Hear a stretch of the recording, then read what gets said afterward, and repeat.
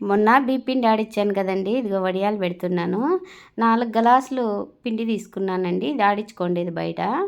ఈ 4 గ్లాసుల పిండిలోకి సగ్గు బియ్యం వచ్చి 1 గ్లాస్ తీసుకున్నాను. ఫస్ట్ అయితే నీళ్ళు పెట్టుకొని ఉప్పేసి ఇది ఉడికించుకునేలోగా ఈ పిండి అంతా కలుపుకున్నానండి. 1 గ్లాసు సగ్గు బియ్యం తీసుకున్నాను 4 గ్లాసులకి. నీళ్ళు బాగా మరిగేటప్పుడు సగ్గు బియ్యం వేసుకున్నానండి, ఉప్పు వేసుకున్నాను. ఈ పిండి అంతా ఫస్ట్ చల్లనీళ్ళు పోసి తడిపెట్టుకోండి. పిండి అంతా ఉంటలు లేకుండా తడిపెట్టుకున్నా. ఇది పోసుకుంటే కలిపేసుకోవాలండి, ఎక్కడ గడ్డలు కట్టుకోకుండా, అంటే ఉంటలు చుట్టుకోకుండా.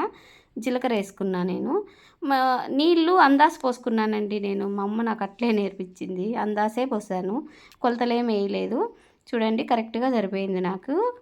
మాకైతే పావు అయితే ఉంది కానీ, చెక్లాలు వస్తే పావు ఉంది కానీ నేను దాంట్లో పెట్టలేదు. కవర్లోకి వేసి కవర్కి చిన్న బొక్క పెట్టి చేసుకున్నానండి. ఈ విధంగా చూడండి, బాగా ఆరబెట్టుకోవాలి ఇవి. ఈ పక్కన మా అమ్మ వేసింది, ఈ పక్కన నేనని సుట్లు వేసాను. ఈ పక్కన ఉన్నాయి. చిన్నప్పుడు మా అమ్మ ఇట్లా వడియాలు పెట్టినప్పుడు ఇట్లా అడుగంటింటుంది కదా, అదంతా గోకి ఇట్లా తినేకి ఇస్తుండే మాకు పిల్లలకి. చిన్నపిల్లప్పుడు భలే టేస్ట్ ఉండే. మీరు ఎప్పుడైనా ఇలాంటివి తిన్నారా?